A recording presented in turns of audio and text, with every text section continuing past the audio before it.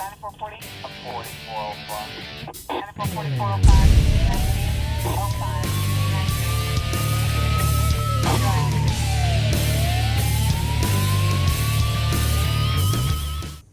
All right, welcome back, crime fighters, for another edition of Calhoun County's Most Wanted, the program where you get to help make Calhoun County a better and safer place for all of us by helping us lock up the bad guys. Sheriff Matthew Wade with us as usual. Good to see you, Sheriff. Always good to be on the show, Chris, and it's been some good weather. We've had a little bit of storms through here. I had one that affected my house, but you lost what, 3 vehicles? I lost 3 vehicles, so mine, my daughter's, and my son's, and some say, wow, you got a bunch of cars, but so, you know, we weren't, what the sad news was that 2 of the 3 were paid for. So the really, really, really good news out of all of that was the tree could have fell on the house. It was only just a few inches. It was right next to it. If it had, it would have killed my daughter and son probably.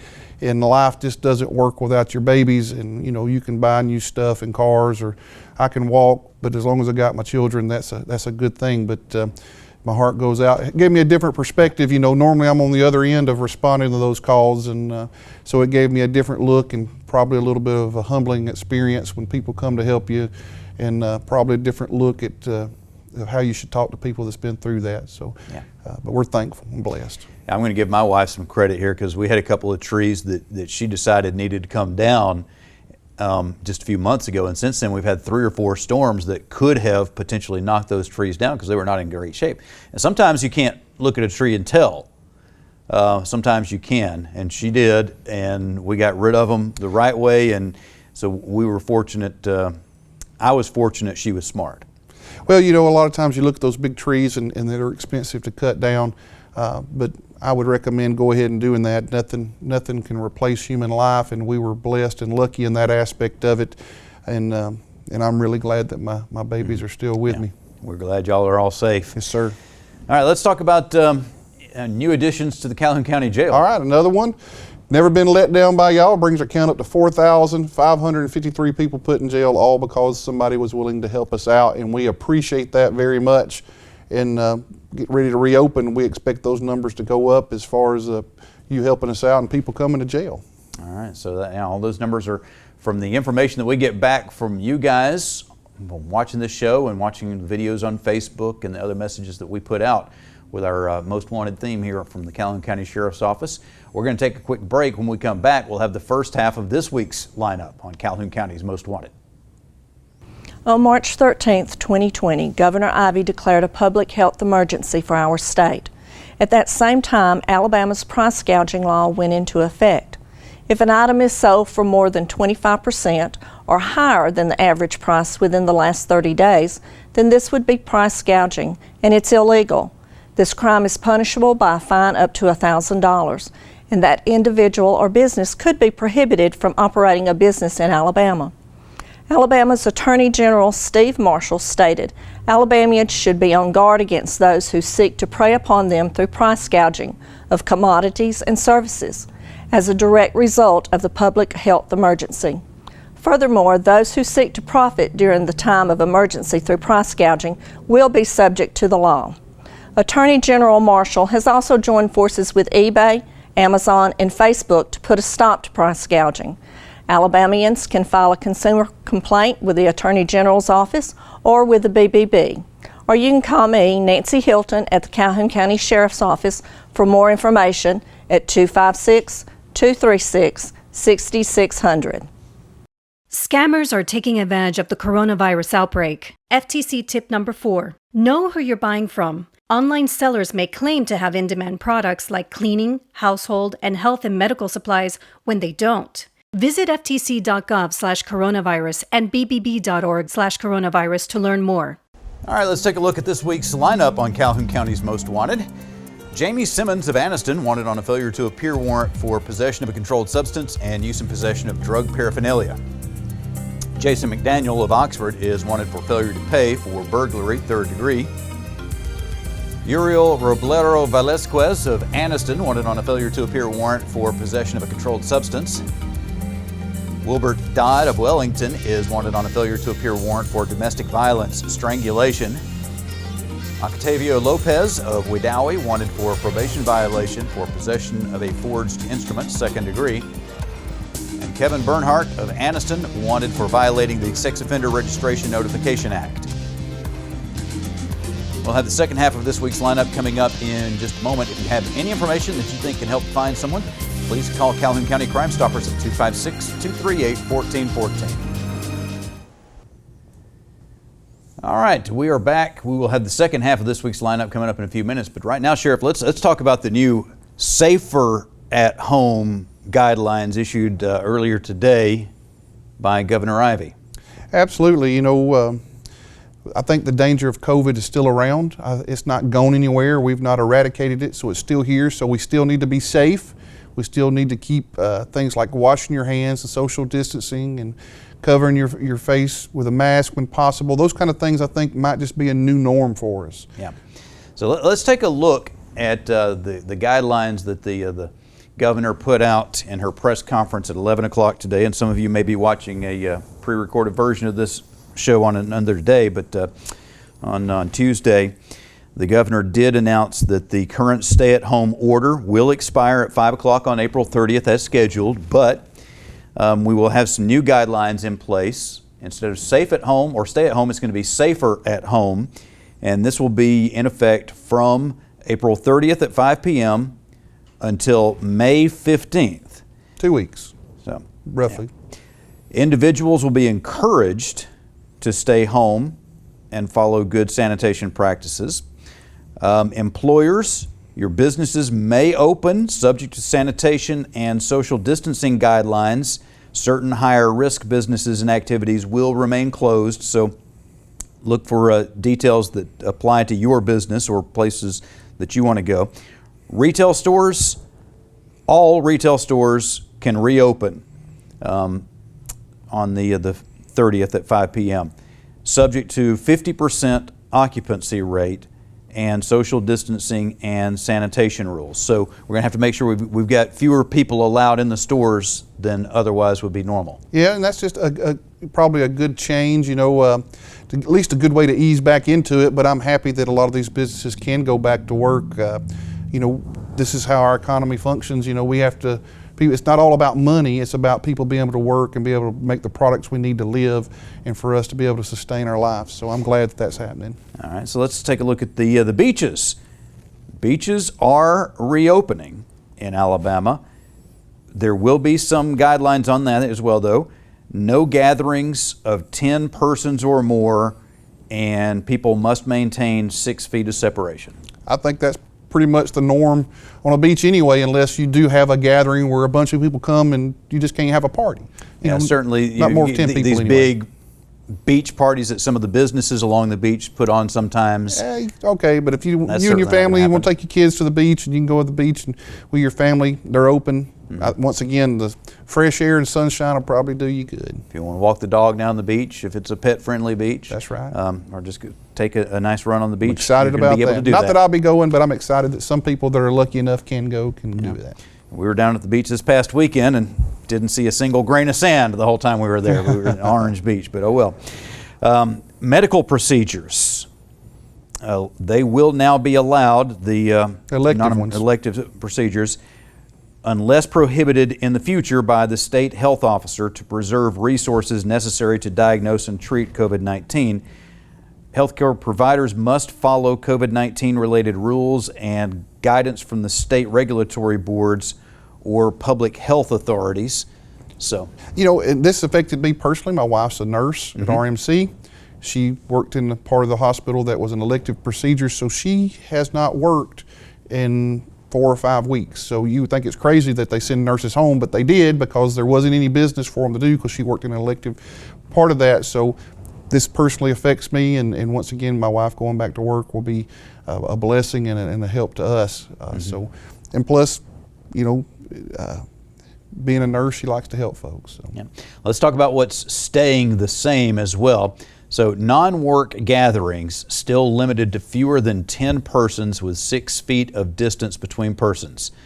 Drive-in gatherings still permitted if participants stay in cars with people from their own households. So I guess this affects churches. That's what it sounds. It doesn't specifically say that, but I think that's what that's geared to talking about. So. Yeah, it'll include other things as well, but certainly that's good. Here in Calhoun County, Alabama, there's a lot of people that like to gather with more than 10 people at church on Sunday Absolutely. and Wednesday. Absolutely. And maybe some other days as well. So as of right now, nothing's changed on that. The safer at home guidelines will still keep things the way they were for the last month on that. Senior Citizen Centers, regular programming still suspended except for meals that are still available through the curbside pickup or delivery. How about educational institutions? Still closed to in-person instruction except for daytime special activities programs. Not sure what that is, but I can tell you that all the seniors that missed out on their proms and their graduation, your heart goes out to them that they'll never be able to get that back. But my 10th grader probably isn't sad that he's not going back to school for a month. So yeah, it is what it is. But school's out for the year, it sounds like. Let's talk for just a second on the school situation there with parents. We're going to have more parents going back to work. Kids still staying at home. It's a big issue, and for the economy to work, people's got, for everything to go smoothly, people got to go back to work. You got children that stay at home; they're doing the best they can, and got to be careful with latchkey kids. Kids will get in. Kids are mischievous. They're learning bodies. So if you leave them at home with nothing to do and nobody to watch them, bad stuff can happen. But some parents don't have an option. They don't have that kind of thing. So teenagers are at home by themselves. And if I was parents, try to find a way to occupy their time constructively so they don't get in trouble. All right, we need to take a quick break. We'll talk some more about the new Safer at Home guidelines when we come back, including what it says about child care facilities. Sure. We will be back. We'll have the second half of this week's lineup on Calhoun County's Most Wanted. All right, here we go with the second half of this week's lineup on Calhoun County's Most Wanted. Melissa Hall of Anniston wanted on a bond revocation for domestic violence, third-degree harassment, and criminal trespass, third degree. Carlton Dean of Heflin is wanted for negotiating with a non-negotiable instrument, passing multiple bad checks. Kevin Malpass of Anniston wanted on a failure to appear warrant for obstructing government operations. Jonathan Keys of Anniston wanted on a failure to appear warrant for use and possession of drug paraphernalia. Jeremy Goss of Jacksonville wanted on a failure to appear warrant for illegal possession of prescription drugs. Jacqueline Shell of Anniston wanted on a failure to appear warrant for possession of marijuana, second degree, and selling alcohol without a permit. Also, John Harris of Jacksonville wanted for use and possession of drug paraphernalia. That's our lineup for this week. If you have information that can help us find anyone, please call 256-238-1414. We want your information, not your name. All right, so we'll have the Crazy Criminal of the Week coming up. Also our Crime Stoppers segment, talk about some property crimes that hopefully you can help with. But right now we're going over Governor Ivey's new Safer at Home guidelines that go into effect at 5 o'clock April 30th as the stay-at-home order expires. And Sheriff, we talked about your wife going back to do as a nurse with elective surgeries and such. My wife is interim director at a preschool, and nothing has changed for the preschools with the new order. They say child daycare facilities still must not allow 12 or more children in a room. So they can open, but it's going to be tough for a lot of those child care centers to open. Yeah, where do you make the distinctions at? If you've got 50 kids and you can't keep them less than that at 12 out of a room, what do you do? How do you make it fair? And like I said, parents got to work, so it puts a strain on. Child care is very, very important. I think it's been underestimated, the importance of that type of service is provided to people. Without it, parents can't go to work and they can't keep jobs. So it's very important that stuff happens. Let me tell you, my sister-in-law works at a child care facility as a teacher, and they've been closed, and she's blessed to be at a place where they have continued to pay her and are going to continue to pay at least through May, and that's wow. Good for her. Sounds like that kind of loyalty needs to be repaid back. Both. Yep. No. All right, let's talk about hospitals and nursing homes. They still have to implement policies to restrict visitation. We've got somebody here at the TV station had a family member with a very serious injury, and she wasn't able to. She's sitting in the parking lot praying. You know, and I could only imagine how tough that would be. You know, I hate that. You know, had a friend of mine that I know that got hurt last Thursday. She's a EMT, and while trying to help others, a tree limb hit her. And she went to the hospital, and you know, thank God she's going to be okay. But I mean, serious injury to her. And you know, one of the things that she was putting out was, you know, this is so lonely up here by myself. You know, Yeah. And you know, I don't have an answer. I just my heart goes out to those people. Restaurants, bars, and breweries. This is a big one for a lot of people. So with the new Safer at Home guidelines just announced. Can we go eat at the Rocket Friday or not? No. Still limited to takeout, curbside, or delivery. You know, it's one of the things that people on Facebook and stuff hadn't really said as much, but you know, where was the last place that you ate at a restaurant before this all happened? I can tell you where I was. It was the Rocket in Jacksonville. You know, I was like, I got to get my last fix in, you know, my favorite place in the world to eat. And I was hoping to go back there for food Thursday or Friday, but takeout it is. And some types of businesses that are still closed, entertainment venues, nightclubs, theaters, bowling alleys, those are still closed. Athletic facilities and activities such as fitness centers and commercial gyms are still closed. Close contact service providers, that means barber shops, hair salons, nail salons, tattoo services, those are still closed. You can tell by looking at me, I'm way past due for a haircut. Well, you can tell by looking at me that I finally got one.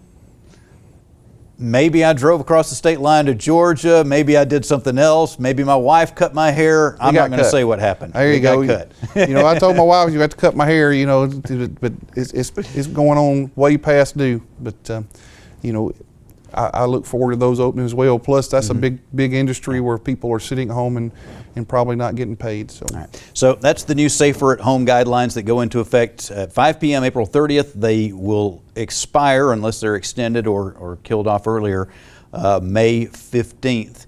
We are going to take another quick break. We'll come back. We'll have the Crime Stopper segment of the show, talk about some property crimes that hopefully you can help us with. And we'll have our crazy criminal of the week on Calhoun County's Most Wanted.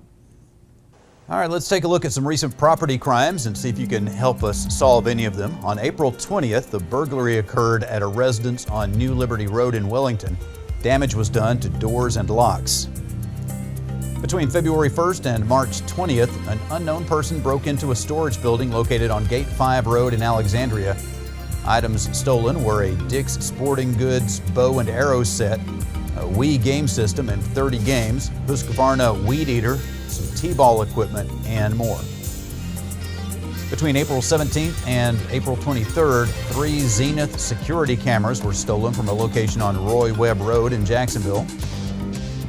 Between April 3rd and April 24th, 2 storage sheds with their contents were stolen from a location on Ben Martin Drive in Wellington. Items in the sheds included dish satellite equipment and internet routers. And from April 4th to April 22nd, someone illegally entered a barn located on the old Piedmont-Gadsden Highway in Piedmont. A large amount of cattle feed was dumped on the ground and 4 spools of wire fencing were stolen. Also between April 10th and April 20th, a 2000 white Toyota Tacoma was stolen from a location on Gilbert's Ferry Road in Ohatchee. If you can help us solve any of these cases, just a little bit of information might break it wide open. Please call Calhoun County Crime Stoppers at 256-238-1414. Stupid! You're so stupid! All right, so Sheriff, I know that when you're going to visit the home of someone that you're sent to arrest, you always make sure you look at the nice welcome mat that they have, right? Probably, yeah. Usually it says welcome, right? Sometimes there's some interesting ones. Have you ever seen one like this that says, "Come back with a warrant"? You know, that's one of the interesting ones. You know, that was might be, hey, we're back with a warrant. That might be, hey, when they open the door, we're back with the warrant. That's you know, what they did. Yeah. They went and got the warrant. They came back. They found fentanyl and some other drug items in the house. Wow. Mine says the wife and kids are shady, dogs halfway cool, but the old man's all right. That's what mine says. There might be a surge on these ones. Come back with a warrant. I like that. Yeah, I like that too. All right, so anyway, we've got new guidelines, Sheriff. We went over those throughout the show. If anybody missed part of it, they can watch this show on YouTube or go to tv24.tv, watch it on demand. Go to our Facebook page, it's posted there. Most important thing to remember, the virus is still out there. We need to still be smart and vigilant. That's right. You know, we all have a personal responsibility to take care of ourselves and our family. We can't expect the government to take care of us for everything. So simple things of keep social distance, wash your hands, don't touch your, just the common things. We've all heard about it and learned about it. So let's just keep doing that. Don't mess up the things that have reopened for us. Some of us are looking forward to going to the beach and whatnot. Don't Absolutely. mess it up for us. All right, we'll Wash be your back hands. again next week. We'll be looking for you again in the lineup, but hopefully, we'll be looking for you again, but hopefully not in the lineup on Calhoun County's Most Wanted.